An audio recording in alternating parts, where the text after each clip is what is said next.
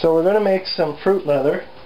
You can see I got my dehydrator in the background. I have these little trays, and you see that you pour the puree onto. You make a puree in your blender, you pour it onto this tray and put that into the trays there, and dehydrate for, I can't remember, it's been a year since I've done this. This is my first time this season. Now before the boys get back in the house, I'm going to drop some nefarious ingredients in there. I don't want them to see that I'm putting some carrots in there. Carrots are actually important. They give some good texture to any kind of fruit leather, and as long as you don't overdo it, it won't taste carroty at all. So put a couple anyway in there, as much as 20% of your ingredients. I'm not going to have quite 20%. I want to make 4 cups, I believe, and each of those trays takes about 2 cups of puree, is my recollection from last year.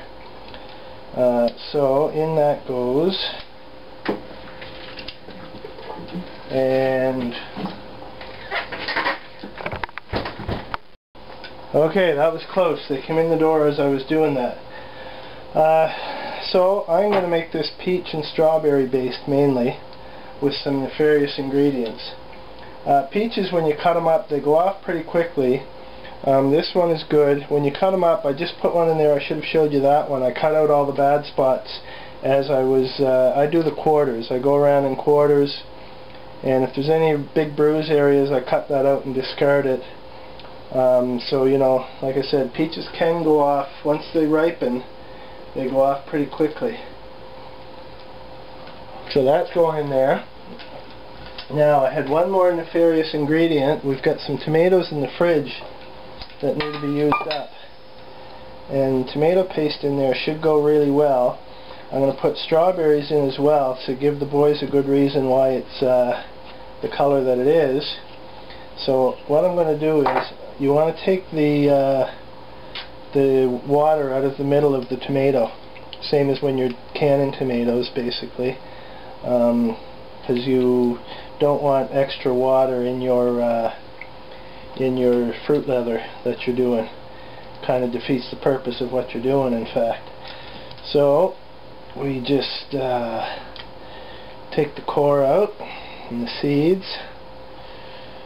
Basically, we don't care about the seeds. They could go in there in theory. We just want to remove that extra water out of the middle of the tomato, since it kind of defeats our whole purpose. Now I'm going to give that a buzz, just in case the boys come in. They won't be able to recognize what's in there. Let's see.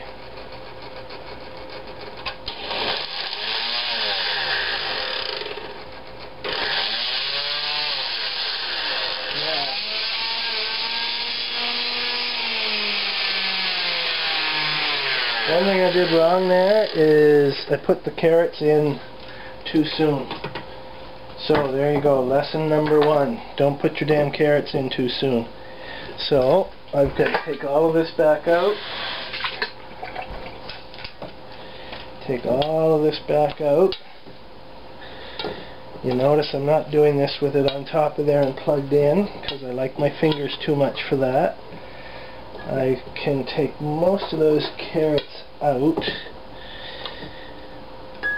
and there, get the liquidy stuff in there first, the stuff that's going to puree easily. I was only doing that because the boys are roaming around, and I want to try to get that done before they see what's going in there.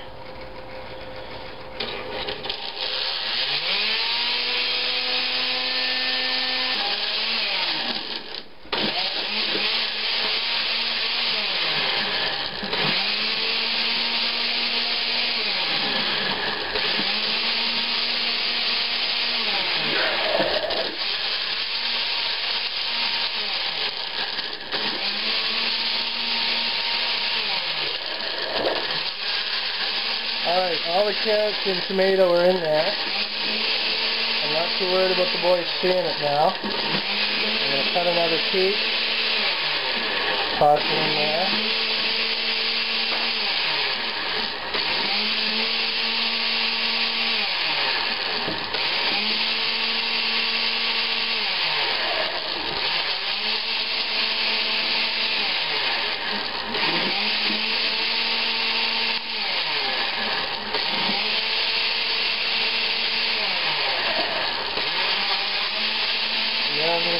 strawberries.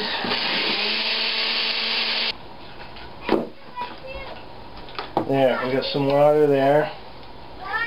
And we're just going to haul those bad boys.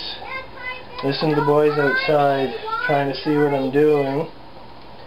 They're acting like secret agents trying to see what I'm doing. I don't care if they see what I'm doing now because the carrots and the tomatoes are already in there. And I don't mind them seeing the strawberries going in. Yeah, there they are, my two secret agents.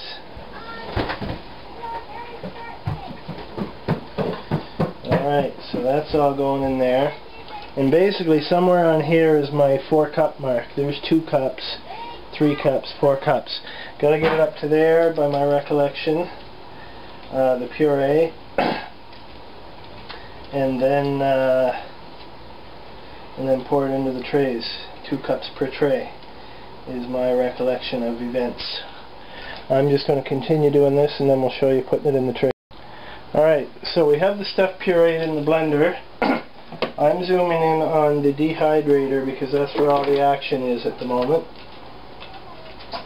Basically, we just need I showed you these trays, so the dehydrator has these racks that you put your stuff onto and they stack up. And it also has these plastic trays that go on there for doing fruit leather. And basically, you just put your thing on there and you get yourself 2 cups of puree, any kind of puree. I've used every imaginable thing in there. And I forgot to put actually some red pepper in there. I forgot that to give it more redness. We got some in the fridge. And then you just kind of put it on there. Make sure you've got the right amount. I need more than that. And then smooth it out. It's got a really nice flavor to it right there. I forget how long it takes to turn it into fruit leather. I seem to recall it's on the order of 12 hours or so in the dehydrator. And I have one of those energy meters, and I put that on here last year and computed that it cost me about $1 a day in electricity for 24 hours. So 24 hours running this thing costs about $1. So it's reasonably cost effective to do this yourself, especially if you stack them all up and do a bunch of trays at once, basically, because you can do, the basic system comes with I think 6 trays, and you can buy extra levels to put onto it. I bought this off of Costco's website, but after I bought it, I was actually in the local Italian hardware store down in Little Italy, Preston Hardware, and discovered that they sell the same model for about the same price as Costco sells it for, and they also sell a bunch of accessories. I bought 2 extra fruit leather trays. They sell extra layers and a bunch of other stuff for the system. So now I can get all the parts and things that I need just from my local store. And in fact, had I known beforehand that they carried it, I would have just bought the thing there, because I'd sooner support, even if it were a little more expensive, I would have bought it there because I'd sooner support my, much as I like Costco, I've got a lot of good to say about them, I would much rather support my local hardware store than Costco. Okay. Now, that's done, this is done, and we just put the top on here. Make sure everything is okay. Top's on, everything is good. And we just plug her in. Now I gotta check my settings here. Can't remember what the fruit leather setting is, and it's not written on the top. So I'm just gonna turn it up all the way, and then I'll check my notebook. I'm pretty sure for fruit leather you turn it up all the way to 160 Fahrenheit or 71 Celsius. So we just plug her in. You can hear it going now. It makes some noise, but it's not, I wouldn't call that excessive. And you just leave it like that. Check it every couple of hours out of curiosity, and I'll show you as it progresses. I will check it with you, and we'll make some fruit leather here. Having fun.